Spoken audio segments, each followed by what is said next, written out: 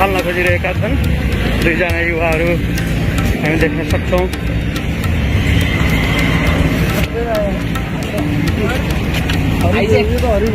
नारायणी नदी खाले देख्न सक्नुहुन्छ तपाईँहरू। फेरि यो नारायणी नदीमा हेर्नुहोस् दाउराको लागि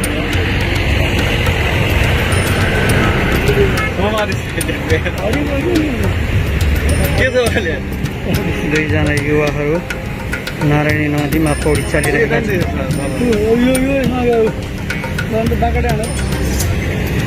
हेर्न सक्नुहुन्छ तपाईँहरू दुईजना युवाहरू